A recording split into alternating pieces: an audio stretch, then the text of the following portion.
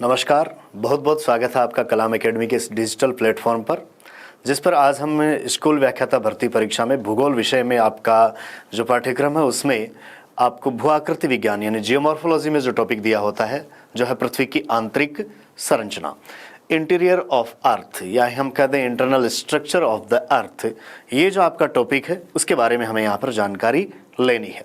तो देखिए, इस प्लेटफॉर्म के माध्यम से हम उसके बारे में क्या क्या चीज़ें जान सकते हैं, क्यों हमें जानना ज़रूरी है, वो सारा इस टॉपिक के माध्यम से आज डिस्कस किया जाएगा। चलिए देखते हैं इस टॉपिक में आपको जो जानकारी लेनी है वो क्या लेनी है। पृथ्वी की आंतरिक संरचना या इंटीरियर ऑफ अर्थ के बारे में सबसे पहले तो हम डिस्कस ये कर लें कि हमें ये टॉपिक पढ़ना क्यों है। क्योंकि देखिए, भूगोल में आपको पृथ्वी की ऊपरी सतह के बारे में सारी जानकारियाँ लेनी है। पृथ्वी के ऊपर के भूस्वरूप को पढ़ने के लिए इसके आंतरिक भागों में कौन सी अवस्था है, कितना इसमें घनत्व है, कितना इसमें तापमान है या कौन कौन से इसमें तत्व पाए जाते हैं, इन सब की हमें जानकारी होना बहुत आवश्यक है। क्योंकि उसी के माध्यम से हम फिर ये देख पाएंगे कि इसके ऊपर का जो स्वरूप है वो किस तरीके से निर्धारित होता है। तो इसलिए हमें इस टॉपिक को पढ़ना जरूरी है, इंटीरियर ऑफ अर्थ या अपनी पृथ्वी की आंतरिक संरचना। अब बात यह आती है कि हम पृथ्वी की आंतरिक संरचना के बारे में जानेंगे कैसे, क्योंकि देखिए पृथ्वी बहुत गहरी है। इसका केंद्र जो हम देखें तो वो पृथ्वी की सतह से लगभग 6371 किलोमीटर की गहराई पर है। तो 6000 किलोमीटर से भी ज़्यादा गहराई तक के सभी भागों को हम जाकर नहीं देख सकते या खुदाई करके नहीं देख सकते। अब इन सब भागों की हमें जानकारी लेनी है, तो इसके लिए हमें कई प्रकार के स्रोतों की जानकारी पहले चाहिए। उन स्रोतों के माध्यम से, उन सोर्सेज के माध्यम से हम अनुमान लगाएंगे कि पृथ्वी का जो आंतरिक भाग है वो कौन सी अवस्था में है, उसमें कौन कौन से तत्व पाए जाते हैं, उसमें कैसा टेम्परेचर है, कैसी डेंसिटी है, उसका अनुमान हम इसके माध्यम से लगाएंगे। चलिए हम सबसे पहले यहाँ पर डिस्कस करना शुरू करते हैं कि पृथ्वी की आंतरिक संरचना की जानकारी हमें कौन कौन से सोर्सेज से यानी कौन से स्रोतों से हमें मिलती है। पहला ही बिंदु आपका ये होना चाहिए कि इस टॉपिक में कि पृथ्वी की आंतरिक संरचना के बारे में यदि हम जानने जा रहे हैं तो उसके बारे में हमें कौन कौन से ऐसे स्रोत हैं जिनसे जानकारी मिलती है। पृथ्वी की आंतरिक संरचना, आंतरिक संरचना में हमें आज जानकारी लेनी है किसकी?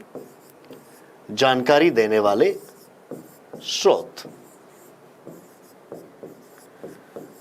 अब पृथ्वी के आंतरिक भागों की जानकारी जिसके माध्यम से मिलेगी उनमें हमें क्या डिस्कस करना है। सबसे पहले तो हमें पृथ्वी की उत्पत्ति के संबंध में जो भी मत दिए गए हैं, जो भी सिद्धांत दिए गए हैं, उनको थोड़ा डिस्कस कर लेते हैं, क्योंकि उनसे हमें थोड़ा सा आइडिया लग जाएगा कि पृथ्वी का आंतरिक भाग किस अवस्था में है, कैसी अवस्था में है।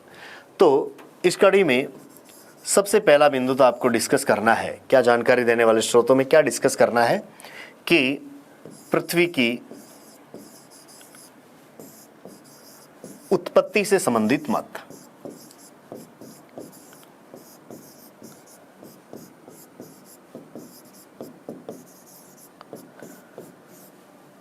पृथ्वी की उत्पत्ति से संबंधित जो मत हैं उनमें पृथ्वी के आंतरिक भागों को किस तरीके का बताया गया है वो हमें यहाँ पर जानना है। तो देखिए, पृथ्वी की उत्पत्ति के संबंध में जो मत दिए गए हैं उनमें एक तो बहुत ज़्यादा पुराने समय से प्रचलित मत है, वो है कांट की गैसीय परिकल्पना।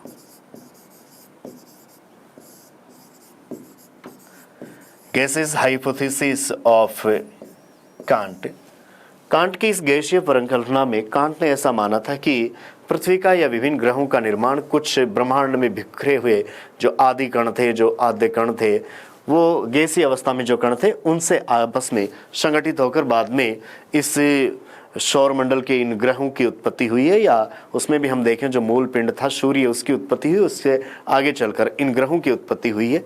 तो उस गैसीय परिकल्पना को आधार बनाएं तो हमें ऐसा लगता है कि पृथ्वी का आंतरिक भाग कैसी अवस्था में होना चाहिए? गैसीय अवस्था में होना चाहिए। बाकी आपको यहाँ पर कांट की जो गैसीय परिकल्पना उसको पढ़ने की जरूरत नहीं है, हमें तो केवल ये देखना है कि कांट की उस गैसीय परिकल्पना के आधार पर हम पृथ्वी के आंतरिक भागों का जो अनुमान लगाते हैं वो हमें कैसा अनुमान प्राप्त होता है। तो कांट की परिकल्पना के अनुसार हमें गैसीय अनुमान प्राप्त होता है। दूसरा देखें तो इसके अलावा जो लाप्लास है उसने पृथ्वी की उत्पत्ति के संबंध में दी थी निहारिका परिकल्पना। और यदि हम नेबुलर हाइपोथेसिस ऑफ लाप्लास इसको देखें तो उसने ऐसा माना था कि ब्रह्मांड में एक प्रारंभ में बहुत बड़ी अत्यंत ताप वाली एक गैसीय निहारिका घूम रही थी और उसी से कुछ पदार्थ अलग होकर पृथ्वी बना है। तो यदि उस गैसीय निहारिका से पृथ्वी बनी है तो पृथ्वी का आंतरिक भाग भी गैसीय अवस्था में होना चाहिए, लेकिन लाप्लास का स्वयं का ऐसा मानना था कि इसका आंतरिक भाग है वो द्रव्य अवस्था में होगा। तो लाप्लास की थियरी से हम थोड़ा सा आइडिया लगा सकते हैं कि पृथ्वी का आंतरिक भाग कैसी अवस्था में, द्रव्य अवस्था में होना चाहिए। तीसरी यदि हम बात करें लाप्लास के बाद में तो जेम्स जीन्स की ज्वारीय परिकल्पना है।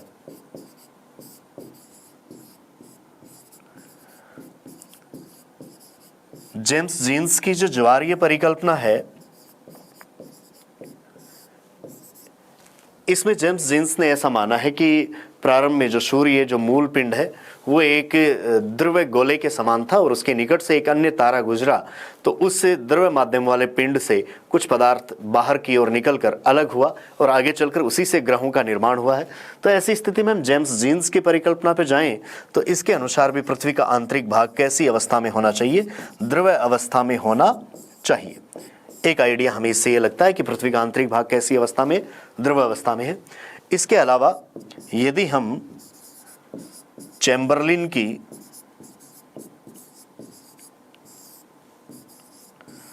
ग्रहाणु परिकल्पना को देखें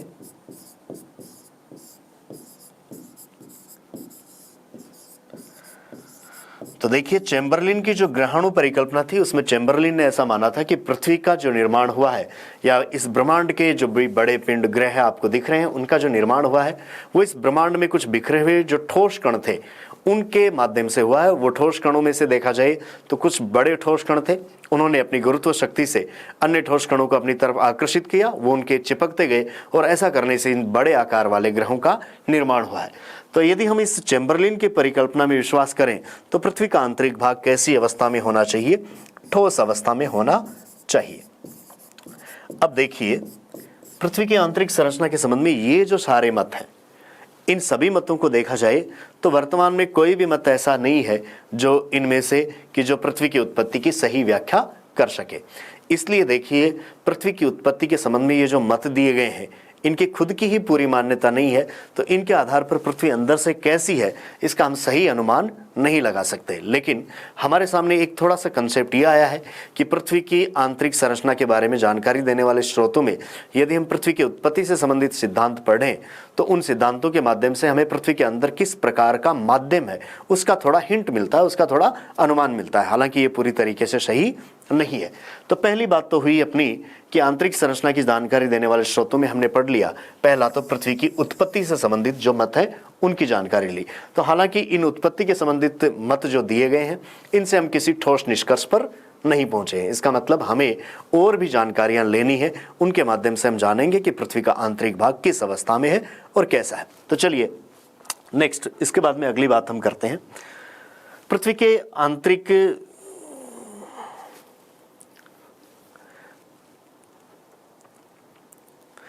पृथ्वी की आंतरिक संरचना के बारे में उत्पत्ति से संबंधित मतों के बाद में दूसरे जो जानकारी देने वाले स्रोत हैं उनमें हम कुछ अध्ययन कर सकते हैं।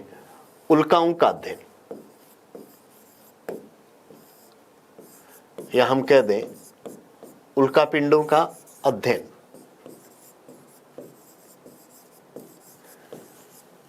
तो यदि हम पृथ्वी पर टकराने वाले कुछ एक जो उल्कापिंड है उनका अध्ययन करें तो ऐसा माना जाता है कि पृथ्वी जिन पदार्थों से बनी है उन्हीं से ही वो उल्कापिंड बने हैं। और जो उल्कापिंड धरातल से आकर टकराते हैं तो उनका बाहरी भाग है वो घर्षण से अधिकतर नष्ट हो जाता है और पृथ्वी तक जो पहुंचता है वो उनका लगभग केंद्रीय भाग होता है।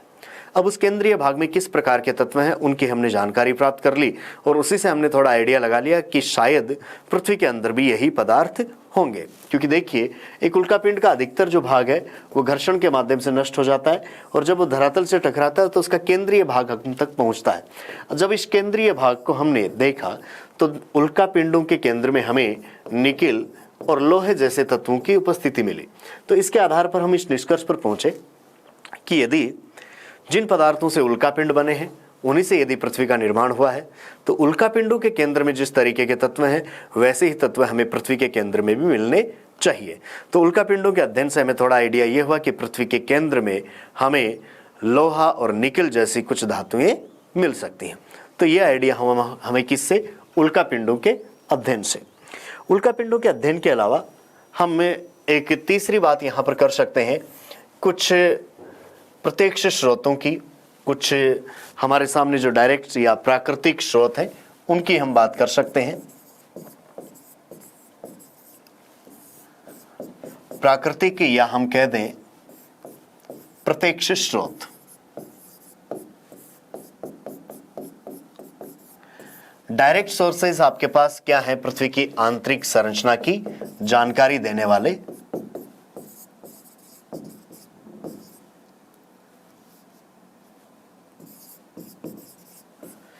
पृथ्वी की आंतरिक संरचना की जानकारी देने वाले कुछ एक जो डायरेक्ट सोर्सेज हैं उनके बारे में हम जानते हैं। तो देखिए, डायरेक्ट सोर्सेज में एक तो आप देख सकते हैं चट्टानों का अध्ययन।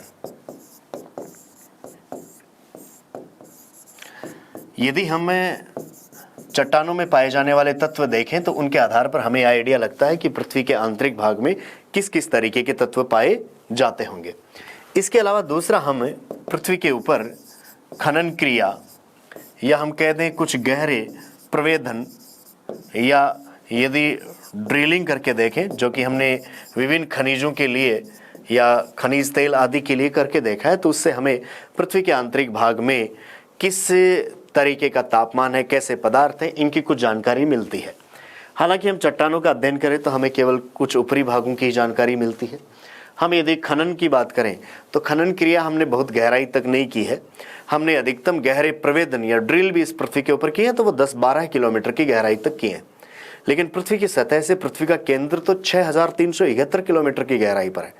इतनी गहराई तक के सभी तत्वों के बारे में, उनके तापमान, उनकी विशेषताएं, उन सब के बारे में हम आसानी से नहीं जान सकते। इसलिए खनन, प्रवेदन, ये सब आपको ऊपरी भागों की जानकारी दे सकते हैं, आंतरिक भागों की संपूर्ण जानकारी देने में ये सक्षम नहीं है। इसके अलावा हम डायरेक्ट सोर्स में एक बात कर सकते हैं ज्वालामुखी क्रिया की। तो देखिए, ज्वालामुखी क्रिया के दौरान जो पदार्थ बाहर निकलता है, जो लावा बाहर निकलता है, उसका यदि हम अध्ययन करें तो उससे हमें पृथ्वी के अंदर के तापमान, पदार्थ अंदर किस अवस्था में है और वहाँ पर कैसा तत्व होगा, उसकी हमें जानकारी मिलती है। लेकिन ज्वालामुखी क्रिया भी देखी जाए तो ये बहुत ज़्यादा गहराई से नहीं होती है और वैसे पूरी पृथ्वी के समस्त भागों पर ज्वालामुखी क्रिया होती भी नहीं है। इसलिए पूरी पृथ्वी के बारे में आंतरिक भागों की जानकारी देने में वैसे ज्वालामुखी क्रिया है, वो है तो बहुत अच्छा सोर्स और सटीक भी है और जानकारी देता है, वो बिल्कुल सही देता है। लेकिन पूरी पृथ्वी के और अत्यंत गहराई वाले भागों की जानकारी देने में ये ज्वालामुखी क्रिया भी सक्षम नहीं है। हमें इसके अलावा कुछ एक ऐसे सोर्सेज की अब हमें बात करनी होगी जो आपके सामने कुछ प्राकृतिक रूप में भी आते हैं, लेकिन उनका हम प्रेक्षण करें तो हम उनको कुछ अप्राकृतिक या अप्रत्यक्ष स्रोतों की सूची में डाल सकते हैं। तो ऐसे अप्रत्यक्ष या अप्राकृतिक सूची में हम देखें तो उनमें हमें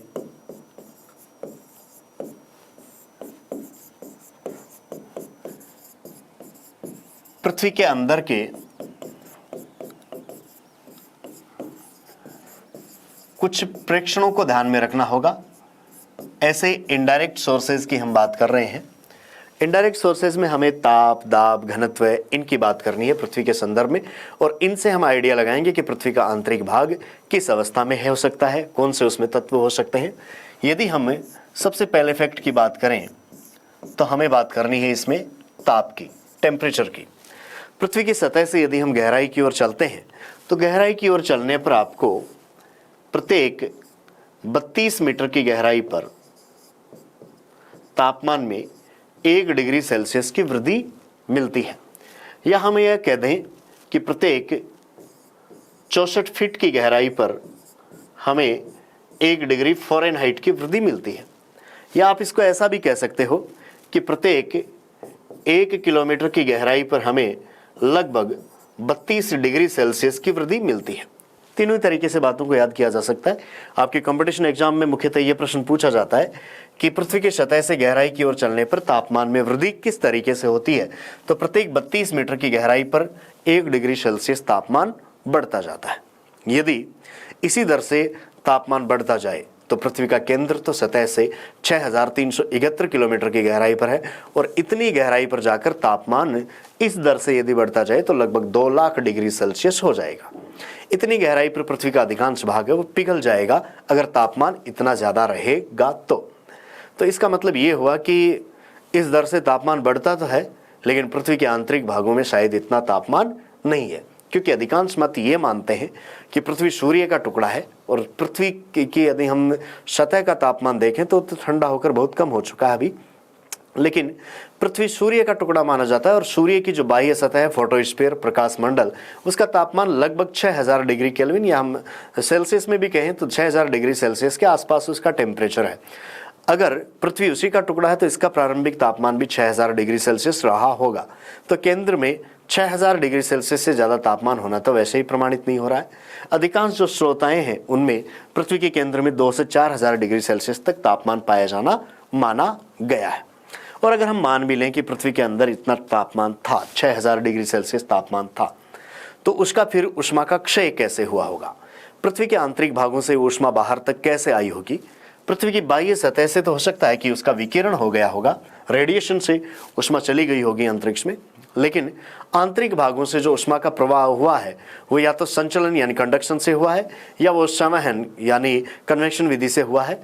तो हम इसमें देखें तो अगर अंदर से ऊष्मा संवहन क्रिया से ऊपर की ओर आई है तो जरूर ही इसका आंतरिक भाग द्रव अवस्था में रहा होगा, क्योंकि संवहन की जो क्रिया होती है वो द्रव माध्यम में या गैसीय माध्यम में आपको देखने को मिलती है। गैसीय माध्यम होना किसी भी दृष्टि से प्रमाणित होता नहीं है। तो तापमान के आधार पर एक तो थोड़े से हम इस सोर्स पर पहुंचते हैं कि आंतरिक भाग कहीं द्रव अवस्था में हो सकता है। अब देखा जाए तो यहाँ पर पृथ्वी के निकट के भागों में, सतह के निकट के भागों में हम चलेंगे तो 32 मीटर की गहराई पर 1 डिग्री सेल्सियस तापमान बढ़ता है। गहराई की ओर चलने पर इस दर से तापमान हमें बढ़ता हुआ नहीं मिलेगा। तो एक तो कंसेप्ट आपके सामने ये क्लियर हो जाना चाहिए कि हम यदि पृथ्वी की सतह में गहराई की ओर चलते जाएं, सतह से गहराई की ओर चलते जाएं, तो जो ताप के बढ़ने की दर है वो कैसी होगी? तो ताप बढ़ता है, घटती दर से बढ़ता है।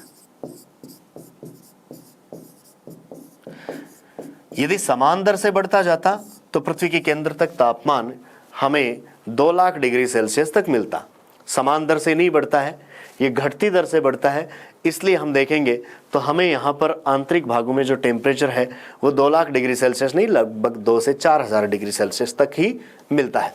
लेकिन इतना अधिक जो तापमान है वो भी हमें यहाँ पर निकट, सतह के निकट वाले भागों में ज़्यादा होने और उसके बाद में दर घटने की यदि हम बात करें तो इससे हमें एक आइडिया ये होता है कि शायद पृथ्वी की सतह के निकट वाले जो भाग हैं उनमें रेडियो एक्टिव तत्व अधिक मात्रा में पाए जाते हैं, और उन रेडियो एक्टिव तत्वों के माध्यम से हम देखें जो ऊष्मा मुक्त होती है वो यहाँ पर सतह के आसपास के भागों में हमें ज़्यादा मिलती है। इसलिए सतह के निकट के भागों में हमें टेम्परेचर अधिक मिल जाता है, और गहराई की तरफ हम चलेंगे तो बढ़ता तो जाता है लेकिन बढ़ने की जो दर है वो घटती जाती है। अब कंपटीशन एग्जाम में ये क्वेश्चन काफ़ी बार पूछा गया है। बात ये भी पूछी जाती है कि पृथ्वी की सतह से अंदर की ओर चलने पर ताप बढ़ने की या ताप वृद्धि की दर क्या है? तो 32 मीटर की गहराई पर 1 डिग्री सेल्सियस है। कई बार यह भी पूछा जाता है कि कैसे बढ़ता है? तो अंदर की ओर चलने पर तापमान घटती दर से बढ़ता जाता है। ताप के आधार पर कुछ कुछ हमें प्रमाण ऐसा प्राप्त होता है कि शायद आंतरिक जो भाग है वो इसका द्रव अवस्था में हो सकता है। अप्रत्यक्ष स्रोतों में या अप्राकृतिक स्रोतों में हम तापमान के बाद में दूसरे सोर्स की बात कर लेते हैं, और दूसरा जो सोर्स है वो है यहां पर दाब। यदि हम पृथ्वी में गहराई की ओर चलेंगे तो ऊपर की चट्टानों का भार या दबाव बढ़ता जाता है, और अभी हमने टेम्परेचर की बात की थी कि अंदर की ओर चलने पर ताप भी बढ़ रहा है। बढ़ते हुए तापमान के कारण अंदर की चट्टानें पिघल जानी चाहिए, लेकिन जैसे जैसे हम अंदर की ओर चलेंगे तो दाब भी बढ़ता जाता है, और दाब बढ़ने से चट्टानों का या किसी भी पदार्थ का हम देखें तो उसका गलनांक बढ़ जाता है, अर्थात जिस तापमान पर वो चट्टानें पिघल जानी चाहिए थी, दाब के कारण वो चट्टानें उस तापमान पर पिघल नहीं पाती हैं। तो हम ताप के साक्ष्य को ऐसे भी प्रमाणित कर सकते हैं कि अंदर की ओर चलने पर ताप बढ़ता तो है, लेकिन दाब के कारण उस तापमान पर चट्टानें पिघल नहीं पाती हैं, क्योंकि हमने ऑब्जेक्शन इसी बात का तो किया था कि अंदर की ओर चलने पर इतना ज़्यादा यदि तापमान होगा तो पृथ्वी का आंतरिक भाग पिघल जाएगा। लेकिन दाब का प्रमाण ये कहता है कि अंदर की ओर चलेंगे तो ताप बढ़ रहा है, लेकिन दाब भी बढ़ रहा है, और ये बढ़ता हुआ दाब उस ताप के कारण चट्टानें जो पिघलनी चाहिए थी उनको पिघलने नहीं देगा। लेकिन दाब की भी एक सीमा है, एक सीमा के पश्चात कितना ही दाब बढ़ जाए फिर चट्टानों को उस तापमान पर पिघलना ही पड़ता है। तो यहाँ पर एक जो साक्ष्य आपके पास आया वो दाब का आया। तो दाब के माध्यम से हम देखेंगे कि जो क्रांतिक दाब है वहाँ तक चलेंगे तो वो गलनांक को बढ़ा देता है, चट्टानों को पिघलने नहीं देता है, लेकिन उसके बाद में उसको पिघलना पड़ता है। दाब के अलावा जो आंतरिक संरचना की जानकारी देने वाला तीसरा जो सोर्स है वो है कौन सा? घनत्व का सोर्स, डेंसिटी। यदि हम पृथ्वी की ऊपरी सतह पर देखें तो हमें घनत्व लगभग 2.6 ग्राम प्रति घन सेमी के लगभग मिलता है। लेकिन हम पृथ्वी के केंद्रीय भागों और उसके मध्यवर्ती भागों की बात करेंगे तो हमें औसत जो घनत्व पृथ्वी का प्राप्त होता है वो लगभग 5.5 ग्राम प्रति घन सेमी प्राप्त होता है। अर्थात जल की तुलना में पृथ्वी का जो औसत घनत्व है वो 5.5 गुना हमें ज़्यादा प्राप्त होता है। तो जरूर ही अंदर पृथ्वी के केंद्र तक लगभग 11 से लेकर 13 ग्राम प्रति घन सेमी तक घनत्व पाया जाता होगा। ऊपरी सतह पर घनत्व कम है, अंदर की ओर चलने पर घनत्व बढ़ता जाता है, और एवरेज रूप से देखा जाए औसत रूप से तो पृथ्वी का घनत्व लगभग 5.5 ग्राम प्रति घन सेमी के आसपास हो सकता है। अब गहराई की ओर चलने पर हमें ज़्यादा घनत्व मिलता क्यों है? इसका एक कारण तो हो सकता है दाब। घनत्व क्या है? कण कितने पास पास हैं या कितने दूर दूर हैं, इसको हम डेंसिटी कहेंगे। यदि कण पास पास ज़्यादा है तो घनत्व ज़्यादा है, कण दूर दूर है तो हम कह देंगे कि घनत्व कम है। अब जैसे ही हम गहराई की ओर चलेंगे तो दाब बढ़ता जाता है, बढ़ते दाब के कारण चट्टानों के कण पास पास आते जाएंगे और इसलिए हमें डेंसिटी ज़्यादा मिलनी चाहिए। लेकिन ऊपर की चट्टानों का घनत्व यदि 2.6 या 2.7 के आसपास है, अंदर यदि हमें 11 से 13 तक घनत्व मिल रहा है, तो इसका एक कारण हम संभावित मान सकते हैं कि दाब होगा। लेकिन कभी भी इतने घनत्व वाली चट्टानों पर आप दाब बढ़ाकर उनका घनत्व 11 से 13 तक नहीं कर सकते। दाब की एक लिमिट है, उस लिमिट तक दबाकर वो चट्टानों का घनत्व बढ़ा सकता है। लेकिन अगर केंद्र में इतना ज़्यादा घनत्व है तो उसका कारण सिर्फ दाब नहीं है, उसका कारण ये भी हो सकता है कि अंदर पहले से ही अधिक घनत्व वाली धातुएं केंद्र में जमा हो गई होगी, क्योंकि इतना ज़्यादा जो घनत्व है वो लोहा और निकिल जैसी धातुओं का होता है।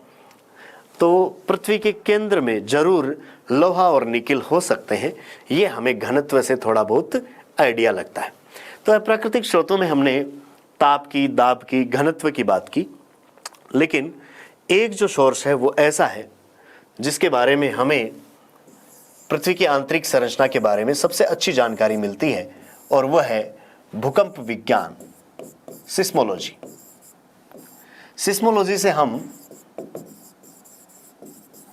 पृथ्वी की आंतरिक संरचना के बारे में बहुत अच्छी जानकारी ले सकते हैं, बहुत सटीक जानकारी ले सकते हैं। भूकंपीय जो तरंगे हैं उन तरंगों का अध्ययन करें तो पृथ्वी की आंतरिक संरचना के बारे में हमें बहुत कुछ जानकारियां मिलती हैं। अब देखिए भूकंपीय तरंगे कौन कौन सी हैं, कैसे वो चलती हैं, और उनके माध्यम से हम पृथ्वी के ऊपर के भागों में क्या जानकारी ले सकते हैं, आंतरिक भागों की क्या जानकारी ले सकते हैं। थोड़ी सी हम जानकारी यहाँ पर भूकंप के बारे में ले लें। पृथ्वी के अंदर से किसी ऐसे स्थान की हम बात करें जहाँ से भूकंप उत्पन्न होता है, उसको हम भूकंप मूल या भूकंप की जड़ या उसका फोकस या हाइपोसेंटर कह देते हैं। हालांकि भूकंप के बारे में जो सारी जानकारियाँ वो तो हम भूकंप के टॉपिक में लेंगे। यहाँ पर थोड़ी सी जानकारी हम इसलिए ले रहे हैं ताकि हम इसके माध्यम से पृथ्वी की आंतरिक संरचना को समझ सकें। तो देखिए यहाँ पर पृथ्वी के अंदर वह केंद्र जहाँ से भूकंप की उत्पत्ति होती है उसको हम कहते हैं क्या? फोकस, या भूकंप मूल या भूकंप जड़ या अवकेंद्र के नाम से इसको जाना जाता है। इस भूकंप मूल से जो भी ऊर्जा है, कंपन की जो ऊर्जा है, वो दो प्रकार की तरंगों के रूप में निकलती है। एक जो है वो तरंगे वो चलती हैं अनुदैर्ध्य, और दूसरे प्रकार की तरंगे यहां से निकलती हैं वो चलती हैं कैसे, अनुप्रस्थ। अनुदैर्ध्य तरंगे कैसे चलती हैं, जिस स्थान से उनको आगे तक पहुंचना होता है उसी दिशा में यदि आगे पीछे ऐसे गति करते हुए चलें तो ऐसी तरंगों को हम कहते हैं अनुदैर्ध्य तरंगे। और यदि गंतव्य स्थान तक यदि तरंगे जिस माध्यम से या जिस पथ पर होकर वो जा रही हैं उसके लंबवत गति करती हुई जाएं तो ऐसी तरंगों को हम कह सकते हैं अनुप्रस्थ तरंगे। अब यहाँ से भी दो प्रकार की तरंगे निकल कर चलेंगी, एक अनुदैर्ध्य चलेंगी और दूसरी तरंगे कैसी, अनुप्रस्थ चलेंगी। जो अनुदैर्ध्य तरंगे चलती हैं उनकी गति ज़्यादा होती है, सामान्यतः 6 से 14 किलोमीटर प्रति सेकंड की रफ्तार से ये चलती हैं। अनुप्रस्थ जो तरंगे हैं वो लगभग 4 से 7 किलोमीटर प्रति सेकंड के रफ्तार से चलती है। इसलिए अनुदैर्ध्य तरंगों को हम देखें तो इनकी गति थोड़ी ज़्यादा होती है और ज़्यादा गति के कारण ये पृथ्वी की सतह पर पहले पहुंच जाती हैं, और पहले पहुंच जाती हैं इसलिए हम इनको कह देते हैं प्राइमरी यानी प्राथमिक तरंगे, या शॉर्ट में इनको लिख देते हैं कौन सी तरंगे, पी तरंगे। और जो लंबवत गति करती हुई ऐसे अनुप्रस्थ गति करती हुई चलती हैं और जिनकी गति कम भी है वो इन प्राथमिक या प्राइमरी तरंगों के बाद में पृथ्वी की सतह पर पहुंचती हैं, इसलिए हम उनको कह देते हैं द्वितीयक तरंगे या सेकेंडरी, या शॉर्ट में लिख देते हैं क्या, एस। तो पृथ्वी में जहां भी भूकंप की उत्पत्ति होती है, फोकस जिसको हम बोलते हैं, अवकेंद्र बोलते हैं, या भूकंप की मूल या जड़ जिसको हम बोलते हैं, वहां से जो ऊर्जा है वो दो प्रकार की तरंगों के रूप में निकलती है, अनुदैर्ध्य तरंगे और अनुप्रस्थ तरंगे। अनुदैर्ध्य तरंगे जिन्हें हमें गति उनकी हम देखें तो ज्यादा होती है, अनुप्रस्थ तरंगों की गति थोड़ी कम होती है।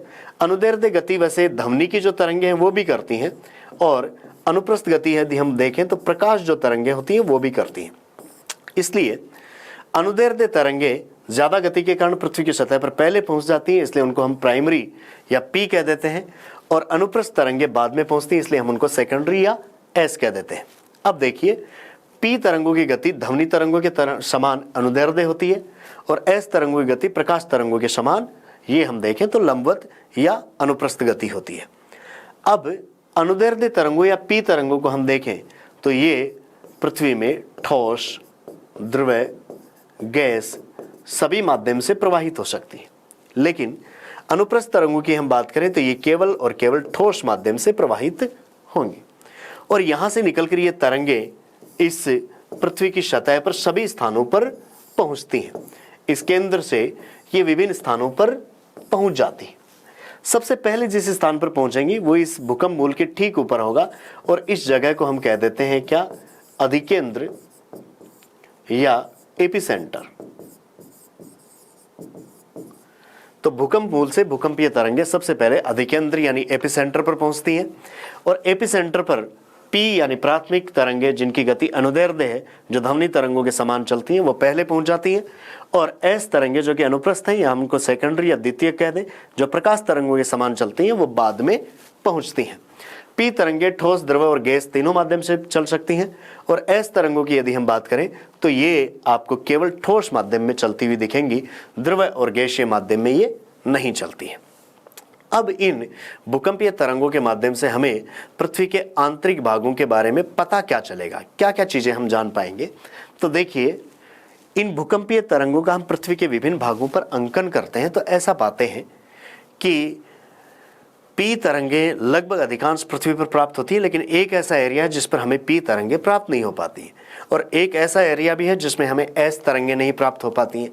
उसके आधार पर हम आइडिया लगाएंगे कि पृथ्वी का आंतरिक भाग कैसी अवस्था में है, किस अवस्था में है, उसका हम पता लगाएंगे। तो देखिए, हमें अब यहाँ पर यह देखना है कि इन भूकंपीय तरंगों के माध्यम से आपको क्या जानकारी मिलती है। इन भूकंपीय तरंगों को यदि हम देखें तो यहाँ पर पृथ्वी के अंदर से दोनों प्रकार की भूकंपीय तरंगों की गति आपको दिखाई गई है। यहाँ पर इस तरफ आप जो देख रहे हैं वो एस तरंगों का आपको क्षेत्र दिखाया जा रहा है, इधर पी तरंगों की बात हो रही है। देखिए, यहाँ पर ये जो अधिकेंद्र है, इससे हम पृथ्वी की सतह पर देखें तो लगभग 103 डिग्री के कोण तक हमें पृथ्वी की सतह पर एस तरंगे प्राप्त हो रही है। 103 डिग्री के बाद का जो एरिया है पृथ्वी के आगे का, अधिकेंद्र से, अधिकेंद्र पृथ्वी के चारों ओर कहीं भी हो सकता है, जहां पर भी भूकंपीय तरंगे सबसे पहले पहुंच रही हैं वही अधिकेंद्र होता है। अब इस अधिकेंद्र को हम मान लें 0 पर, पृथ्वी के केंद्र से इस अधिकेंद्र के सापेक्ष ये एंगल देखें तो 103 डिग्री के कोण तक तो हमें इस अधिकेंद्र के चारों तरफ पृथ्वी की सतह पर ये एस तरंगे प्राप्त हो जाती हैं। लेकिन 103 डिग्री से आगे का जो सारा क्षेत्र है उसमें हमें एस तरंगे प्राप्त नहीं होती हैं। अब यहां पर आपके सामने प्रश्न एक ये उठता है कि इस सारे भाग में एस तरंगे क्यों नहीं आई। एस तरंगों की अभी हमने प्रकृति का अध्ययन किया था तो हमने ये पाया कि एस तरंगे केवल ठोस माध्यम में चलती हैं, द्रव या गैसीय माध्यम आते ही वो नहीं चलती। तो 103 डिग्री तक तो ये पहुंच जाती हैं, अर्थात ये जो सारा एरिया है इसमें से तो एस तरंगे निकल पाती हैं, लेकिन जो आंतरिक भाग है उसमें से एस तरंगे नहीं निकल पाती हैं। अगर निकलती तो हमें पृथ्वी के इन सभी भागों में प्राप्त होती, नहीं प्राप्त हो रही हैं, इसका मतलब पृथ्वी के केंद्रीय भाग से एस तरंगे नहीं निकल पा रही हैं, और नहीं निकल पा रही हैं इसका मतलब ये जो अंदर वाला भाग है ये जरूर ही कैसी अवस्था में होगा, द्रव अवस्था में होगा। तो एस तरंगों से हमें यह आइडिया लगा कि पृथ्वी के अंदर द्रव माध्यम वाली कोई परत उपस्थित है। अब चलते हैं पी तरंग की तरफ। पी तरंगों को यदि हम देखें तो अधिकेंद्र से लेकर यहां पर 103 डिग्री तक पी तरंगे प्राप्त हुई। उसके बाद में 103 डिग्री से 143 डिग्री तक हमें पी तरंगे प्राप्त नहीं हुई, और 143 डिग्री के बाद में वापस पी तरंगे हमें प्राप्त होने लग गई।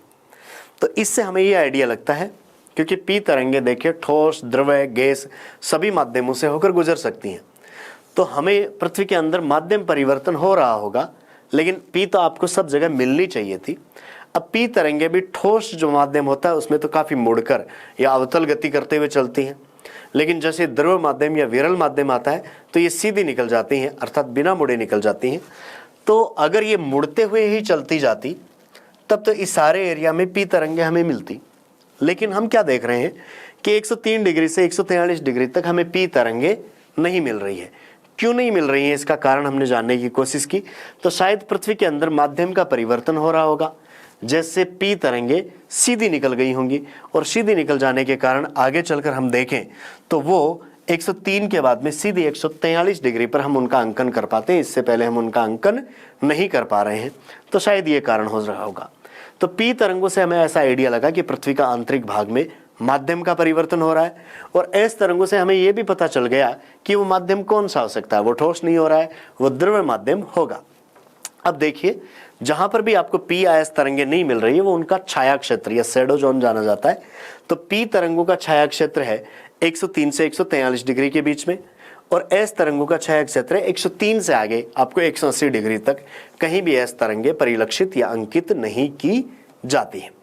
अब इन भूकंपीय तरंगों से हमें पृथ्वी के अंदर के भाग के बारे में यह जानकारी मिली कि अंदर का जो माध्यम है वो ठोस की तुलना में विरल है, और दूसरा ये भी पता चला कि विरल में भी क्या है, वो द्रव अवस्था में है, इसीलिए एस तरंगे उस केंद्रीय भाग से होकर नहीं गुजरी। तो भूकंपीय तरंगों ने हमें पृथ्वी के आंतरिक भाग की बहुत ही अच्छी जानकारी दी है, इसलिए सिस्मिक वेव को या भूकंपीय तरंगों को हम आंतरिक संरचना की जानकारी देने वाला एक बहुत अच्छा सोर्स या सटीक स्रोत मान सकते हैं। पृथ्वी की आंतरिक संरचना की जानकारी देने वाले स्रोतों में हमने पहले पृथ्वी की उत्पत्ति के संबंधित जो मत थे उनको देखा, तो उनके माध्यम से हमें थोड़ा सा ये पता चला कि अंदर कैसा माध्यम हो सकता है। उसके बाद में हमने कुछ उल्काओं का अध्ययन किया, तो उनसे हमें ये पता चला कि पृथ्वी के अंदर में शायद लोहा और निकिल जैसी धातुएं हो सकती हैं। उसके बाद में हमने कुछ डायरेक्ट सोर्सेज देखे, जैसे खनन, ड्रिलिंग या चट्टानों का अध्ययन किया या ज्वालामुखी का जो लावा उसका अध्ययन किया, तो उससे हमें पृथ्वी के अंदर के भागों में तापमान या कौन से तत्व हो सकते हैं उनकी कुछ जानकारी मिली। कुछ अप्राकृतिक स्रोतों का हमने अध्ययन किया, जिसमें ताप, दाब, घनत्व इनकी आपने बात की, तो उनके माध्यम से हमें पृथ्वी के आंतरिक भाग में कितना तापमान हो सकता है, दाब कैसी स्थिति में है, घनत्व कितना है, ज़्यादा घनत्व केंद्र में हो तो वो क्यों है, क्योंकि अधिक घनत्व के कारण ही हमने पृथ्वी के केंद्र में ऐसा अनुमान लगाया है कि जरूर पृथ्वी के केंद्र में कुछ धातुएं हो सकती हैं। अब उसके बाद में जैसे ही हमने भूकंपीय तरंगों का अध्ययन किया, तो उसमें हमने एस और पी तरंगों का जो छाया क्षेत्र देखा, उससे हमें आइडिया लगा कि पृथ्वी का जो अंदर का भाग है वो द्रव अवस्था में हो सकता है। और पहले हमें कुछ देर पहले यह भी आइडिया लगा था कि पृथ्वी के केंद्र में कुछ धातुएं उपस्थित हो सकती हैं, लोहा और निकल जैसी।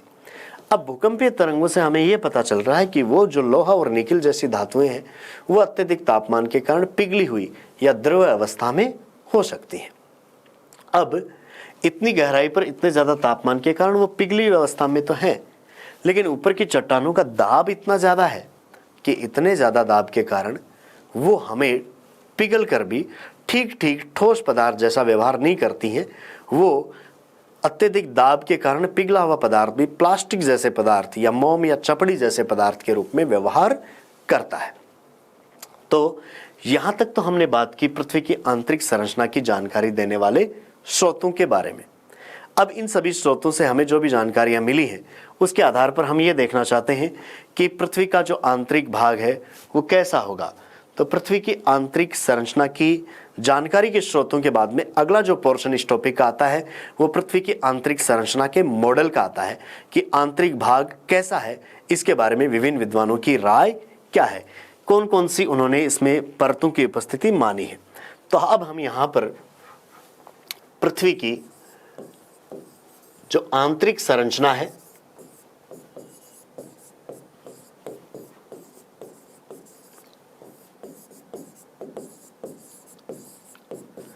उसके हम कुछ मॉडल देखेंगे, कुछ मत देखेंगे, जिनमें पृथ्वी को हमने कुछ अलग अलग प्रकार की परतों से बनी हुई माना है। अलग अलग विद्वानों की उसमें राय अलग अलग है। इसमें हम बहुत प्रारंभिक मतों में देखें, बहुत जो कि अच्छे मत भी हैं वैसे, और वर्तमान में तो नया मत, आधुनिक मत आ चुका है, लेकिन उससे पहले की भी हम बात करें तो कौन कौन से ऐसी थियरीज हैं जिनके माध्यम से हम पृथ्वी की आंतरिक संरचना के बारे में जान सकते हैं। तो उन मॉडल में देखा जाए तो हमें सबसे पहले जिसके बारे में डिस्कस करना है वो है श्वेस का मत। पृथ्वी की आंतरिक संरचना के बारे में श्वेस का क्या कहना है। श्वेस ने ऐसा कहा है कि पृथ्वी का जो सबसे ऊपरी भाग है वो तो कुछ अवसादी चट्टानों से मिलकर बना है। सबसे ऊपरी भाग में कुछ अवसादी चट्टानें पाई जाती हैं, सामान्यतः लगभग 5 किलोमीटर की मोटाई में वो पाई जा सकती हैं। उनके नीचे फिर श्वेस ने 3 परतों के रूप में पृथ्वी को माना है। सबसे बाहरी परत को उसने कहा है शियाल, जिसमें सिलिका और एल्यूमिनियम की अधिकता है। उसके नीचे वाली परत को, दूसरी परत को उसने कहा है सीमा, जिसमें सिलिका और मैग्नीशियम की अधिकता है। और सबसे आंतरिक परत को उसने कहा है नीफे, जिसमें निकिल और लोहा यानी निकिल और फेरस, निकिल और लोहे की अधिकता है। इन 3 परतों के रूप में सियाल, सीमा और नीफे के रूप में श्वेस ने पृथ्वी को बांटा है। अब देखिए इनमें क्या उसने बताया है। यहां पर देखा जाए सबसे पहली बात, सियाल के बारे में उसने कहा है कि ये सिलिका और एल्यूमिनियम की इसके में अधिकता है और ये लगभग 50 से लेकर 300 किलोमीटर मोटी परत हो सकती है। सभी जगह इसकी गहराई एक समान नहीं है, कहीं ये ज्यादा मोटी है, कहीं कम मोटी है। महाद्वीपों के ऊपर इसकी मोटाई अधिक है, महासागरों के नीचे इसकी मोटाई कम है। उसके बाद में हम देखें तो इसके नीचे लगभग 1000 से 2000 किलोमीटर की मोटाई में सीमा परत है और अधिकतम इसकी गहराई हम देखें तो ये पृथ्वी की सतह से लेकर 2900 किलोमीटर की गहराई तक हो सकती है। इसमें सिलिका और मैग्नीशियम की अधिकता है। और उसके आगे हम चलेंगे तो यहां से लेकर पृथ्वी के केंद्र तक यानी 6371 किलोमीटर की गहराई तक जो परत है उसको उसने कहा है नीफे परत। यहां पर यदि हम इस सभी परतों की गहराई के साथ साथ इनके घनत्व के बारे में जानकारी लें, इनमें पाए जाने वाले विभिन्न तत्वों के बारे में जानकारी लें, तो कई प्रकार की अन्य चीज़ों के बारे में आपको यहाँ पर जानकारी मिलती है। उसने ऐसा माना है कि ये जो सबसे ऊपरी परत है जिसका नाम है कौन सी, सियाल, इसका यदि हम घनत्व देखें तो इसका घनत्व आपको लगभग 2.7 से लेकर मिलना शुरू होता है और आगे यदि हम चलें तो 2.8, 2.9 तक इसका घनत्व आपको देखने को मिल सकता है। 2.9 के आसपास उसने सियाल घनत्व माना है और 2.9 से आगे हम चलेंगे तो 2.9 से लेकर 4.7 तक घनत्व उसने सीमा परत का माना है और आंतरिक जो नीफे परत है उसका घनत्व उसने 11 के आसपास माना है। यहाँ पर सियाल परत में उसने कहा कि उसमें कुछ पोटेशियम, सोडियम और एल्यूमिनियम के अम्लीय सिलिकेट इसमें पाए जाते हैं। सियाल परत के बारे में उसका ऐसा मानना है कि इसमें पोटेशियम, सोडियम और एल्यूमिनियम के अम्लीय सिलिकेट पाए जाते हैं। सीमा परत की यदि हम बात करें तो इसमें उसने कहा कि मैग्नीशियम, कैल्शियम और लोहे के क्षारीय सिलिकेट इसमें पाए जाते हैं। तो सियाल परत में उसने पोटेशियम, सोडियम और एल्यूमिनियम के अम्लीय सिलिकेट बताए हैं। और हम यदि इस सीमा परत की बात करें तो उसमें उसने मैग्नीशियम, कैल्शियम और लोहे के क्षारीय सिलिकेटों की उपस्थिति बताई है। तो सियाल परत में अम्लीय सिलिकेट हैं कुछ, सीमा परत में क्षारीय सिलिकेट है, और अंदर वाली जो नीफे परत है उसमें निकिल और लोहे जैसी धातुओं की उपस्थिति उसने बताई है। तो श्वेस का मॉडल वैसे बहुत आसान सा मॉडल है, और ज़्यादातर इसके बारे में प्रश्न यही होता है कि सियाल, सीमा और नीफे में विभाजन किसने किया है। साथ ही साथ आपको इनकी गहराई का ध्यान में रखना है, और इसके अलावा उसने जो डेंसिटी बताई है कि सियाल का घनत्व लगभग 2.9 ग्राम प्रति घन सेमी, सीमा लगभग 2.9 से 4.7 ग्राम प्रति घन सेमी, और नीफे का घनत्व वो 11 ग्राम प्रति घन सेमी के आसपास आपको मिलता है। श्वेस के बाद में हम देखें तो अगला मत जो पृथ्वी की आंतरिक संरचना के संबंध में जो लेयर्स की जो जानकारी दी है वो है किसका, वांडर ग्राट का मत है। वांडर ग्राट ने पृथ्वी को 4 परतों की बनी हुई माना है। श्वेस के मॉडल में तो हमने देखा कि उसने कितनी परतों की उपस्थिति मानी, 3 परतों की, लेकिन वांडर ग्राट का ऐसा मानना है कि पृथ्वी 4 परतों से बनी हुई है। सबसे बाहरी परत को उसने कहा बाह्य सियाल परपटी, बाह्य सियाल परपटी, या हम कह दें आउटर सियाल क्रस्ट, ये उसने नाम दिया। इसके आगे वाली जो परत है इसको उसने कहा इनर सिलिकेट और मेंटल परत, आंतरिक सिलिकेट व मेंटल परत, या हम कह दें इनर सिलिकेट एंड मेंटल। उसके बाद में तीसरी परत जो उसने मानी है वह है सिलिकेट व धातुओं की मिश्रित परत। सिलिकेट व धातुओं की मिश्रित परत, या हम कह सकते हैं mixed layer of silicate and metals. और सबसे आंतरिक जो भाग है इसको उसने कहा है धात्विक केंद्र,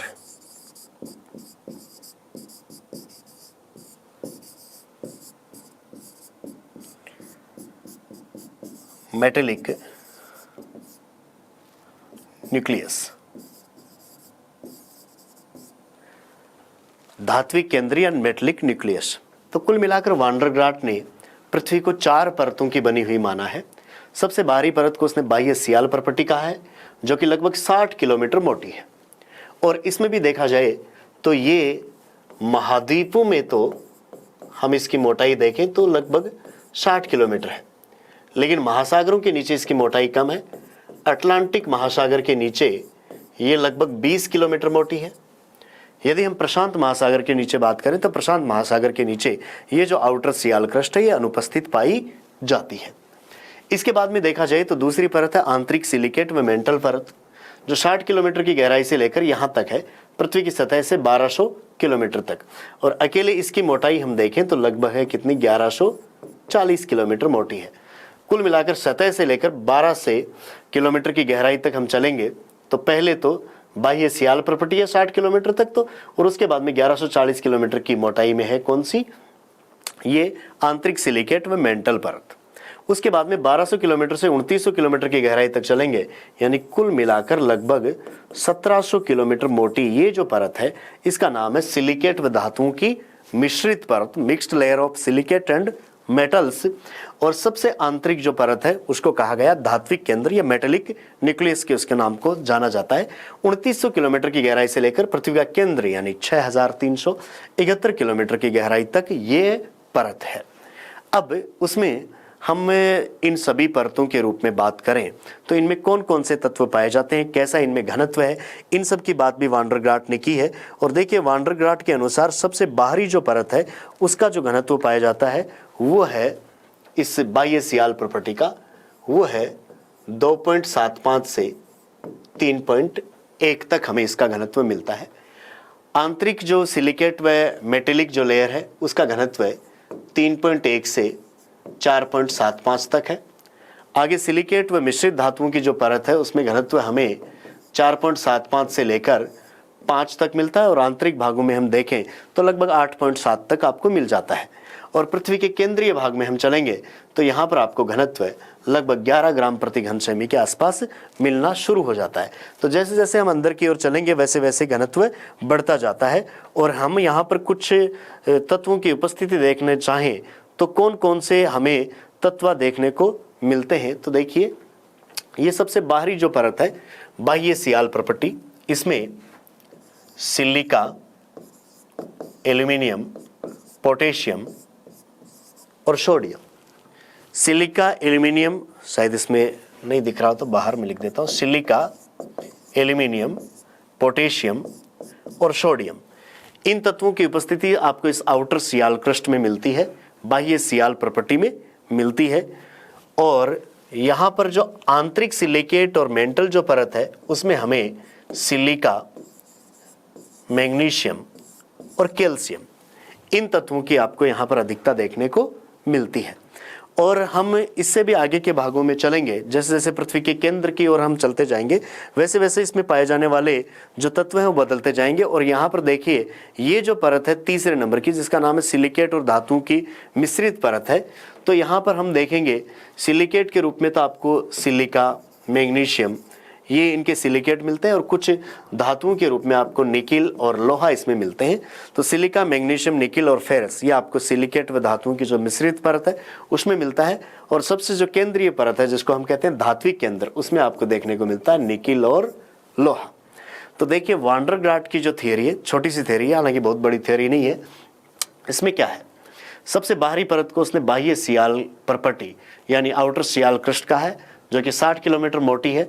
महाद्वीपों के नीचे इसकी मोटाई 60 किलोमीटर है, अटलांटिक महासागर के नीचे लगभग 20 किलोमीटर है, लेकिन प्रशांत महासागर के नीचे ये अनुपस्थित पाई जाती है। उसके नीचे की जो परत है उसको उसने आंतरिक सिलिकेट व मेंटल परत कहा है, इनर सिलिकेट एंड मेंटल। ये 1140 किलोमीटर मोटी है और कुल मिलाकर देखा जाए तो 1200 किलोमीटर की गहराई तक है। उसके बाद में तीसरी जो परत है उसको उसने सिलिकेट व धातुओं की मिश्रित परत कहा, जो कि 1200 से 2900 किलोमीटर की गहराई तक है, यानी 1700 किलोमीटर मोटी है।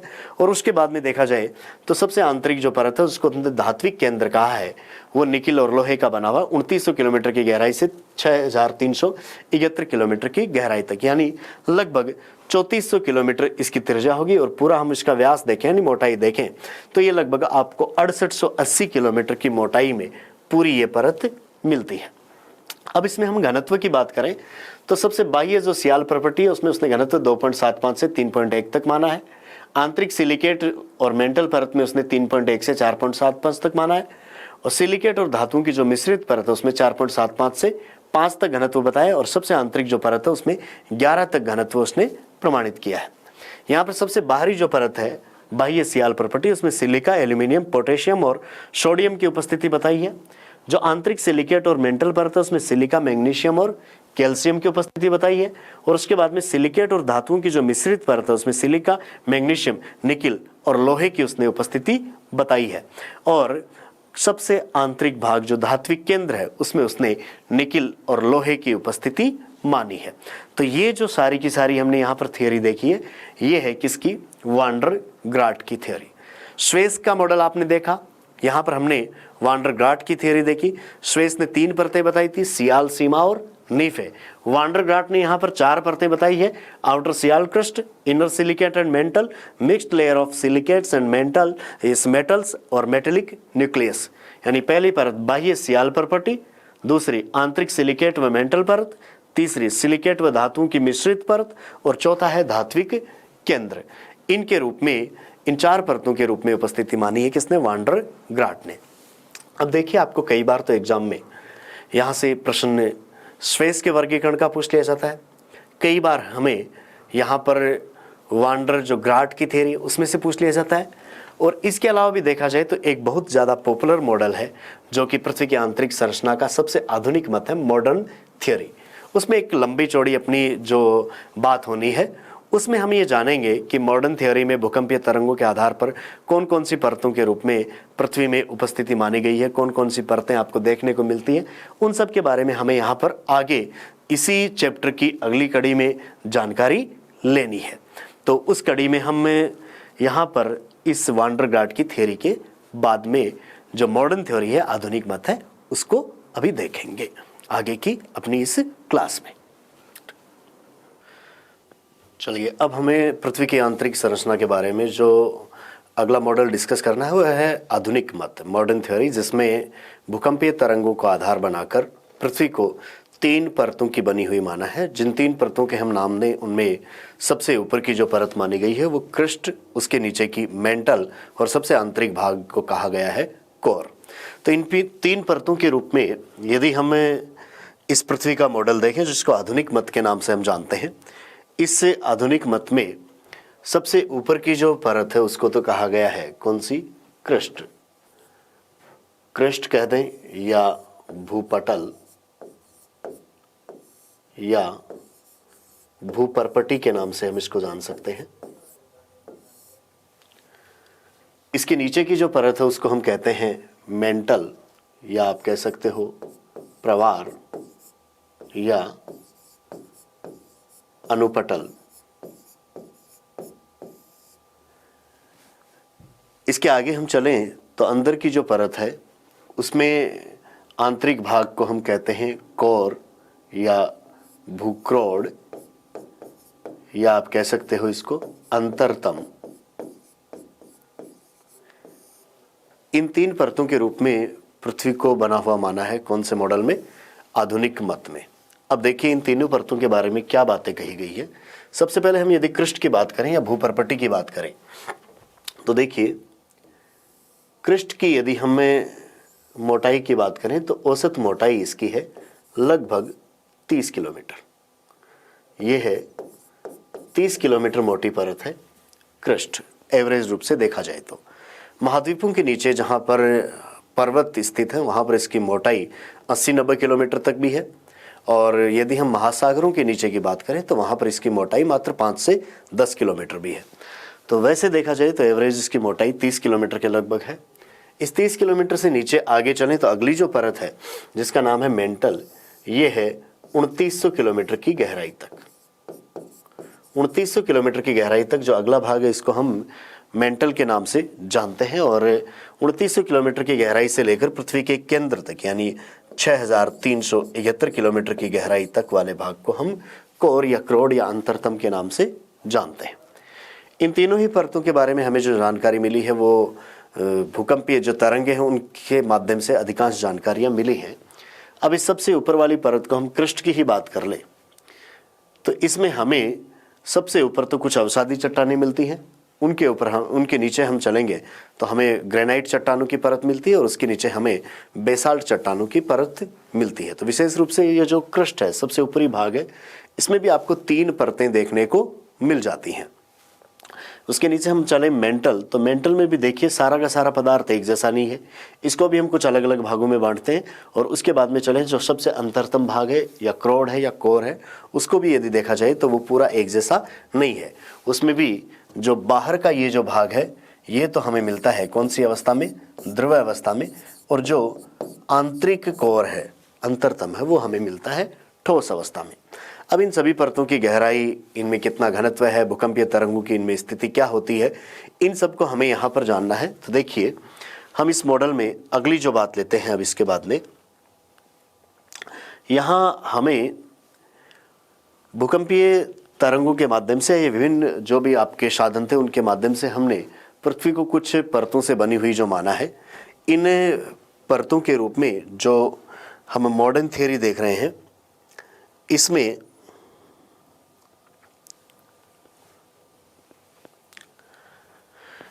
इस आधुनिक मत में कौन कौन सी परतें हम मान सकते हैं? तो देखिए, सबसे ऊपर वाला जो भाग है इसका नाम है क्रिस्ट। ये सबसे ऊपर का जो भाग है इसको हम क्रिस्ट के नाम से जानते हैं। और देखिए, इस क्रिस्ट में हमें कौन कौन सी चीजें देखने को मिलती हैं।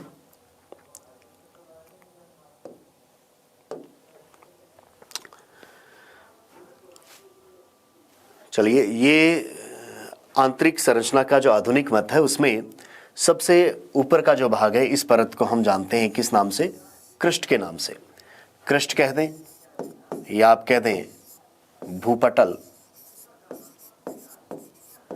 या जैसा हमने अभी नाम रखा था कौन सा? भूपर्पटी। औसत रूप से देखा जाए तो 30 किलोमीटर मोटी है। महासागरों के नीचे इसकी मोटाई कम है, महाद्वीपों के नीचे इसकी मोटाई अधिक, और जहां पर पर्वत श्रेणियां स्थित हैं वहां पर इसकी मोटाई 80-90 किलोमीटर तक भी हो जाती है। इसमें भी देखा जाए तो देखिए, सबसे बाहरी जो भाग है इसका वो बना है कुछ अवसादी चट्टानों से। अवसादी चट्टानों के नीचे यहां पर ग्रेनाइट चट्टानों की परत है, और ग्रेनाइट चट्टानों की परत से नीचे बेसाल्ट चट्टानों की परत मिलती है। तो विशेष रूप से इसमें आपको 3 परतें देखने को मिल जाती हैं, और लगभग 20 किलोमीटर की जो गहराई है उससे नीचे हमें बेसाल्ट की परतें मिलती हैं। उसके ऊपर के भाग में हमें ग्रेनाइट मिलता है, और ग्रेनाइट से ऊपर देखिए लगभग 5 या 10 किलोमीटर की गहराई तक हमें अवसादी चट्टानें मिलती हैं। तो सबसे पहले हम इस क्रिस्ट की जानकारी ले लेते हैं। जो सबसे ऊपर का हल्का पदार्थ है उसमें सबसे ऊपर अवसादी चट्टानें हैं लगभग 10 किलोमीटर की गहराई तक। उसके नीचे ग्रेनाइट चट्टानों की परत है लगभग 20 किलोमीटर की गहराई तक, और उसके नीचे बेसाल्ट चट्टानों की परत है लगभग 30 किलोमीटर की गहराई तक। ये सारा 30 किलोमीटर तक की औसत गहराई वाला भाग भूपर्पटी या क्रस्ट या भूपटल के नाम से जाना जाता है, जिसमें हम घनत्व देखें तो हमें लगभग 2.7 से लेकर 2.8, 2.9 और लगभग 3 तक हमें यहाँ पर घनत्व देखने को मिल जाता है। आगे की जो हम परतें देखते जाएंगे उनमें भी हमें इस घनत्व की यदि बात करते जाएं तो उसमें ये यहाँ पर लगभग 3 के आसपास आपको मिल रहा है। आगे की जो परत है मेंटल, उसमें आपको 5 या 5.5 तक मिलेगा, और सबसे अंदर वाली परत में आपको 11 से 13 तक घनत्व मिल सकता है। इस सबसे ऊपर वाली परत यानी भूपर्पटी को या क्रस्ट को देखें तो इसमें भूकंपीय जो पी तरंगे होती हैं वो लगभग 6.1 किलोमीटर प्रति सेकंड से लेकर निचले भाग में 6.9 किलोमीटर प्रति सेकंड की रफ्तार तक चलती है। लेकिन इसके सबसे नीचे वाले भाग में यहाँ पर उन भूकंपीय तरंगों की गति चेंज हो जाती है, वो अचानक से बढ़ जाती है। उससे पहले भी हम देखें तो ग्रेनाइट और बेसाल्ट के बीच में यहाँ थोड़ा घनत्व में परिवर्तन होता है, तो यहाँ भूकंपीय तरंगों की गति में चेंज आने के कारण एक असमानता उत्पन्न हो जाती है। ग्रेनाइट और बेसाल्ट के बीच में क्रस्ट में 20 किलोमीटर की गहराई पर स्थित इस असमानता को कोनार्ड असमानता के नाम से जाना जाता है। कई बार परीक्षा में प्रश्न होता है कि कोनार्ड असमानता की स्थिति कहाँ पर है, तो देखिए 20 किलोमीटर की गहराई पर है, क्रस्ट में ही है स्थित है, और इससे ऊपर वाले भाग को तो हम कह देते हैं ऊपरी क्रस्ट, और ये जो इसके नीचे वाला भाग है वो है निचला क्रस्ट। निचला क्रस्ट बेसाल्ट से निर्मित है।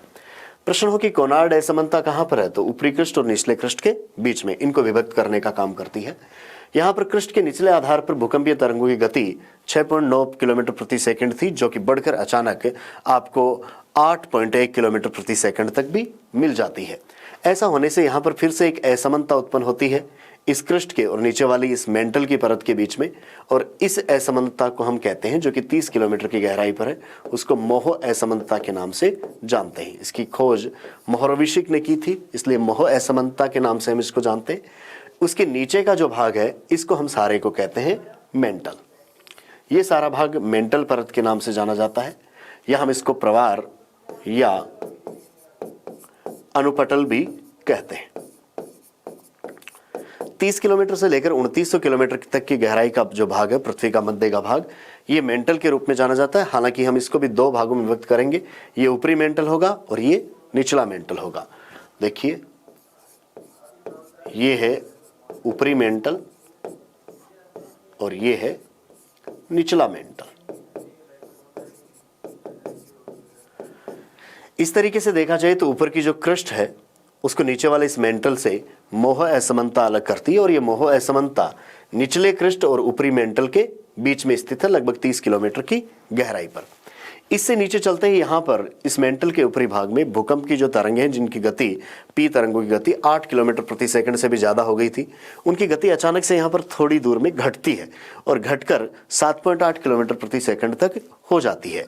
ऐसा होने से मेंटल के ही इस भाग में लगभग 100 से 200 किलोमीटर की गहराई का ये जो भाग है, इसमें गति कम होती है, तो इस क्षेत्र को हम कहने लग जाते हैं निम्न गति का मंडल, जोन ऑफ लो वेलोसिटी, निम्न गति का मंडल के नाम से हम इसको जानते हैं।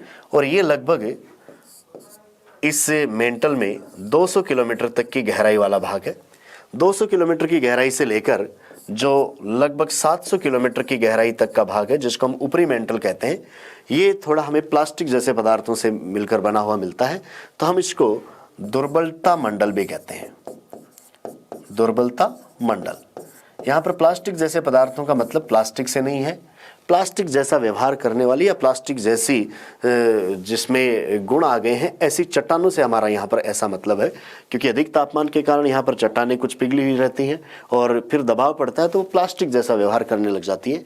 ऐसा जो प्लास्टिक जैसा चट्टानों के गुणों वाला जो परत है, उसको हम दुर्बलता मंडल या एस्थेनोस्फीयर के नाम से जानते हैं। और उसके नीचे का जो मेंटल है वो पूरी तरीके से आपको ठोस मंडल के रूप में देखने को मिलता है। तो देखिए यहाँ पर 700 किलोमीटर की गहराई पर मेंटल में भी दुर्बलता मंडल और ठोस मंडल, इन दोनों को एक असमानता अलग कर देती है। 700 किलोमीटर की गहराई पर स्थित इस असमानता को हम रेपेटी असमानता के नाम से जानते हैं, जो कि इस ऊपरी मेंटल को निचले मेंटल से अलग करती है। यहाँ पर देखिए भूकंप की तरंगों की गति इस मेंटल के ऊपरी भाग में जहाँ पर कम हो जाती है, उस जगह को हम निम्न गति का मंडल कहते हैं। उसके नीचे चलने पर फिर से भूकंपीय तरंगों की गति बढ़ने लगती है। घनत्व की यदि हम बात करें तो जो क्रिस्ट में लगभग 3.1 के आसपास था, वो घनत्व इस मेंटल के निचले आधार तक बढ़ता हुआ 5.5 तक हो जाता है। भूकंपीय तरंगों की गति इस मेंटल के निचला जो भाग है, ठोस मंडल जिसको हम कह रहे हैं, उसमें बढ़ती है और बढ़ते हुए इसके निचले आधार पर लगभग जो 2900 किलोमीटर की गहराई पर चले, यहाँ इसके आधार पर भूकंपीय तरंगों की गति अचानक से लगभग 13.6 किलोमीटर प्रति सेकंड तक हो जाती है। घनत्व भी यहाँ पर 5.5 से बढ़कर नीचे वाले भाग में अचानक से तेजी से बढ़ता है, तो 10 तक घनत्व यहाँ पर हो जाता है। और ऐसा होने से इस मेंटल और नीचे वाली जो परत है, जिसको हम कहते हैं कौन सी, कोर, इस मेंटल और कोर के बीच में हमें एक असमानता यहाँ पर देखने को मिलती है। इसके बारे में हमें जानकारी दी थी गुटेनबर्ग ने। इसे हम गुटेनबर्ग असमानता के नाम से जानते हैं। गुटेनबर्ग के साथ में विचर्ट का नाम भी आता है। और इसके नीचे हम देखें तो 2900 किलोमीटर की गहराई से नीचे कोर परत है। ये जानकारी हमें ओल्डहम ने दी थी। तो 2900 किलोमीटर की गहराई पर इस मेंटल और इस कोर के बीच में 2900 किलोमीटर की गहराई पर ये जो असमानता बनती है, इसको गुटेनबर्ग असमानता के नाम से हम सामान्यतः जानते हैं। और कई बार हम गुटेनबर्ग, विचर्ट, ओल्डहम असमानता भी इसको कह देते हैं। यहाँ पर भूकंप की जो तरंग है उनकी गति सबसे ज़्यादा हो जाती है इस असमानता के सहारे, और घनत्व भी हम देखें तो अचानक 10 से ऊपर चला जाता है। फिर आगे चलेंगे तो आगे का जो भाग है, जिसको हम कोर के नाम से जानते हैं, उसका जो बाह्य भाग है 2900 किलोमीटर की गहराई से लेकर यहाँ 5150 किलोमीटर की गहराई तक वाला जो भाग है, ऊपरी भाग, ये तो है द्रव अवस्था में। और इसके नीचे वाला जो कोर है वो है कैसी अवस्था में, ठोस अवस्था में है।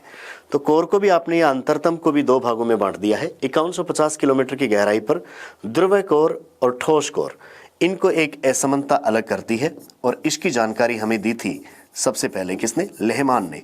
इसलिए हम इसको लेहमान असमानता के नाम से जानते हैं। तो कुल मिलाकर देखिए, ये जो आंतरिक संरचना की मॉडर्न थ्योरी है, आधुनिक मत है, इसमें सबसे ऊपरी परत को हमने जो 30 किलोमीटर मोटाई वाली परत है उसको कहा है क्या, क्रिस्ट। 30 किलोमीटर से लेकर 2900 किलोमीटर की गहराई वाली परत है मेंटल, और 2900 किलोमीटर की गहराई से लेकर पृथ्वी के केंद्र तक 6371 किलोमीटर की गहराई तक वाला जो भाग है उसको हमने कहा है कोर, या हम इसको अंतरतम, या हम इसको क्रोड के नाम से भी जानते हैं, भूक्रोड के नाम से भी जानते हैं। ये जो सबसे ऊपर वाली 30 किलोमीटर मोटी कृष्ट की परत है, इसमें पहले अवसादी चट्टानें, फिर ग्रेनाइट और फिर बेसाल्ट चट्टानें हैं।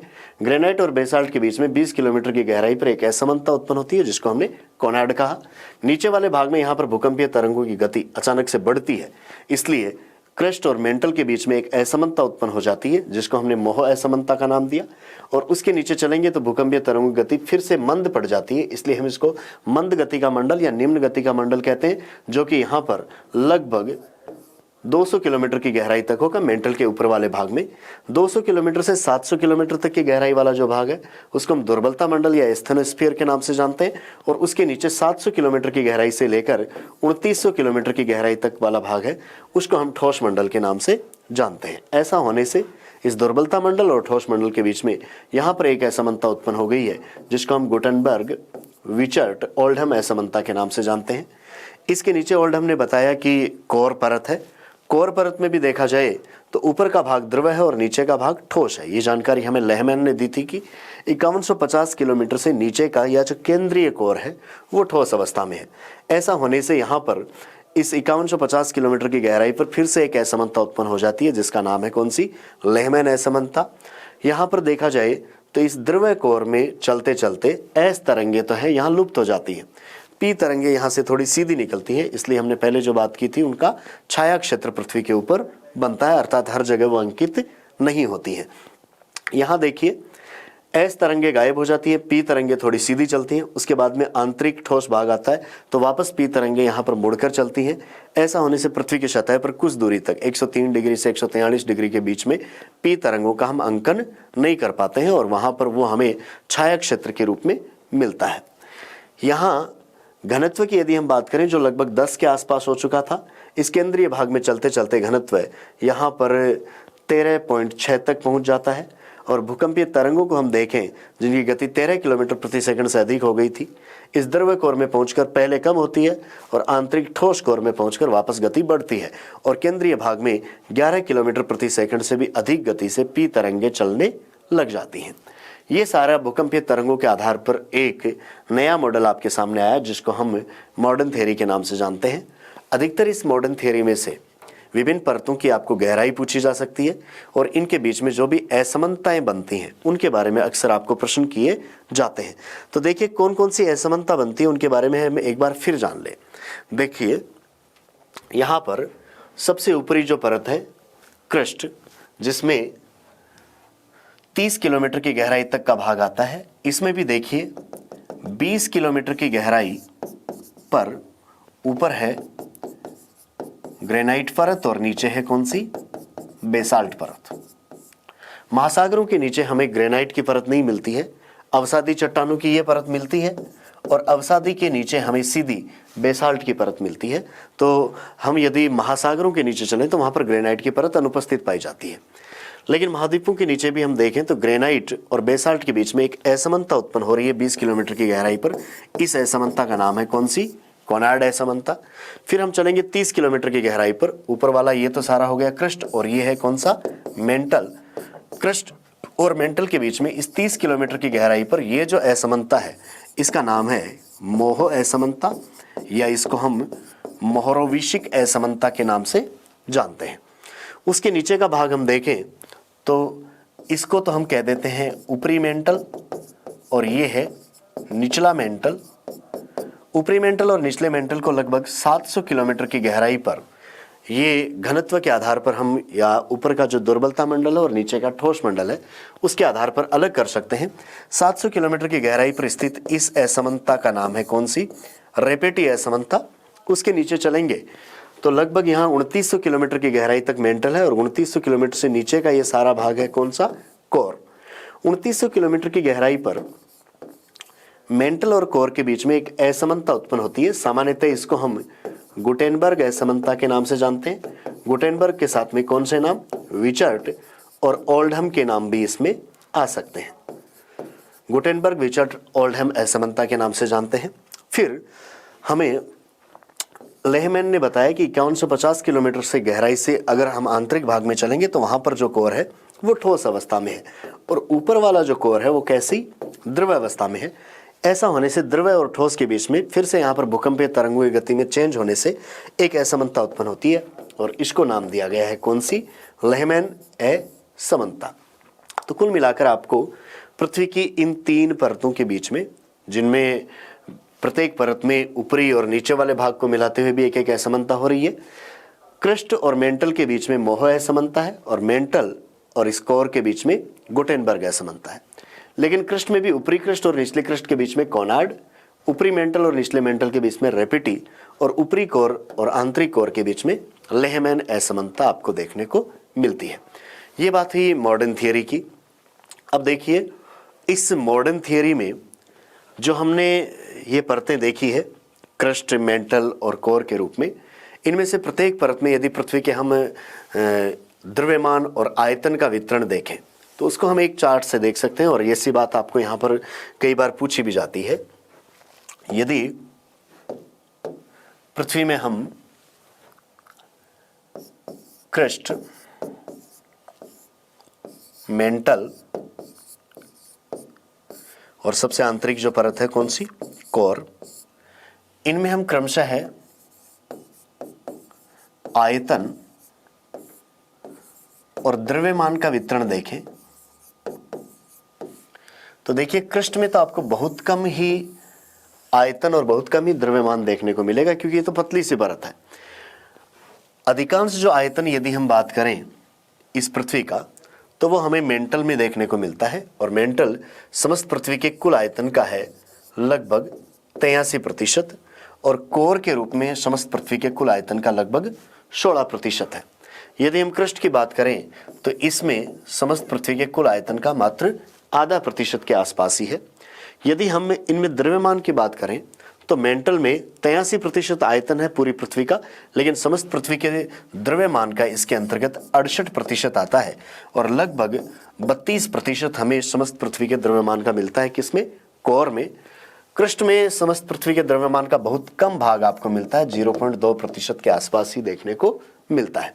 तो यहां से भी एक कई बार आपको बात पूछी जाती है कि मेंटल में पृथ्वी के समस्त आयतन और द्रव्यमान का कितना भाग है, तो आयतन का लगभग 83% और द्रव्यमान का 68 यानी 68% है। कोर में आयतन और द्रव्यमान पूछा जाए तो कोर में समस्त पृथ्वी के आयतन का 16% और समस्त पृथ्वी के द्रव्यमान का 32% हमें कोर में देखने को मिलता है, और क्रस्ट में ये दोनों ही आधे प्रतिशत से भी कम में है। तो ये आंतरिक संरचना का जो मॉडल था, वो आधुनिक मॉडल के बारे में हमने बात की, उसमें यहाँ पर कुछ जानकारी अपने सामने आई। इसके अलावा पृथ्वी की आंतरिक संरचना को बताने के लिए कई अन्य विद्वानों ने भी अपनी अपनी थ्योरीज दी हैं, जिनमें एक दो व्यक्तियों की हम बात और कर सकते हैं, जिनमें एक तो है जेफरीज की हम बात कर सकते हैं, दूसरा यहाँ पर डेली की बात कर सकते हैं। इन्होंने भी पृथ्वी की आंतरिक संरचना के संबंध में अपनी तरफ से कुछ बातें बताई थी कि कौन कौन सी परतों के रूप में हम पृथ्वी को मान सकते हैं। तो देखिए, यहाँ पर जेफरीज ने जो वर्गीकरण दिया था, जेफरीज ने कहा कि पृथ्वी का जो ऊपर का भाग है, सबसे ऊपरी भाग, वो तो बना है कौन सी चट्टानों से, अवसादी चट्टानों से। अवसादी चट्टानों के नीचे ग्रेनाइट चट्टानों की परत पाई जाती है। ग्रेनाइट चट्टानों की परत से हम नीचे चलें तो जो मध्यवर्ती परत है उसमें हमें डायोराइट, टेकिलाइट ऐसी चट्टानें देखने को मिलती हैं, और सबसे जो आंतरिक परत है उसमें हमें यहां पर पेरिडोटाइट, डोनाइट और एक्लोजाइट ऐसी चट्टानें देखने को मिलती हैं। तो जेफरीज ने पृथ्वी में सबसे ऊपर की परत तो मानी कौन सी, अवसादी चट्टानों की, उससे नीचे ग्रेनाइट चट्टानों की परत, उसके नीचे जो मध्यवर्ती परत है उसमें डायराइट और टेकिलाइट जैसी चट्टानें, और सबसे आंतरिक जो परत है उसमें पेरिडोटाइट, डोनाइट और एग्लोजाइट जैसी चट्टानों को उसने माना था। इसके अलावा यदि हम बात करें यहाँ पर डेली की, तो डेली ने पृथ्वी को जिन परतों से मिलकर माना था उनमें उसने 4 परतों के रूप में इसकी उपस्थिति मानी थी। 4 परतें वो कौन कौन सी हैं देखिए। सबसे ऊपर का तो भाग उसने कह दिया था कि सबसे ऊपर वाली परत को तो हम कह सकते हैं कौन सी, स्थल मंडल। स्थल मंडल के नीचे के भाग को उसने कहा दुर्बलता मंडल। दुर्बलता मंडल से नीचे वाली परत के लिए उसने नाम दे दिया कौन सा, मध्यमंडल, और मध्यमंडल से नीचे वाली परत के लिए उसने कह दिया केंद्रीय मंडल। तो इस तरीके से 4 परतों के रूप में उपस्थिति मानी है किसने? डेली ने। डेली के अनुसार सबसे ऊपरी भाग है वो स्थलमंडल है, और उसकी जो गहराई उसने बताई है वो लगभग 80 किलोमीटर तक बताई है। 80 किलोमीटर तक मोटा स्थलमंडल है, उसके नीचे 400 किलोमीटर तक मोटा दुर्बलता मंडल है, उसके नीचे देखा जाए तो लगभग 2000 किलोमीटर मोटा मध्य मंडल है, और वहां से लेकर पृथ्वी के केंद्र तक केंद्रीय मंडल है। तो ये कुछ विचार दिए थे किसने? यहाँ पर जेफरीज और डेली ने भी। हालांकि इनके मत ज़्यादा महत्वपूर्ण नहीं है। आपको पृथ्वी की आंतरिक संरचना के मॉडल में या तो स्वेस का मत या वाउंडरगार्ड का मत या जो मॉडर्न थ्योरी है, आधुनिक मत है, उनको देखना चाहिए। इनमें से कुल मिलाकर आपको कुछ प्रश्न पूछे जा सकते हैं, और अधिकतर इस टॉपिक में से आपको जो प्रश्न किया जाता है वो असमानताओं का प्रश्न किया जाता है, चाहे कोनार्ड हो, चाहे मोहो हो, चाहे रेपिटी हो, चाहे गुटेनबर्ग हो, चाहे लेहमैन असमानता हो। तो देखिए, आज के अपने इस सेशन को, इस पृथ्वी की आंतरिक संरचना के टॉपिक को हम यहीं पर क्लोज करते हैं। इसकी अधिकांश बातें हम कर चुके हैं, जैसी आपकी कंपटीशन एग्जाम में पूछी जाती हैं। लेक्चर्स, नेट और अन्य जो ऐसी ही परीक्षाएं हैं उनमें जिस तरीके के प्रश्न आते हैं वो अधिकतर बातें हम कर चुके हैं। तो अगले टॉपिक में फिर मिलते हैं, तब तक के लिए नमस्कार, धन्यवाद।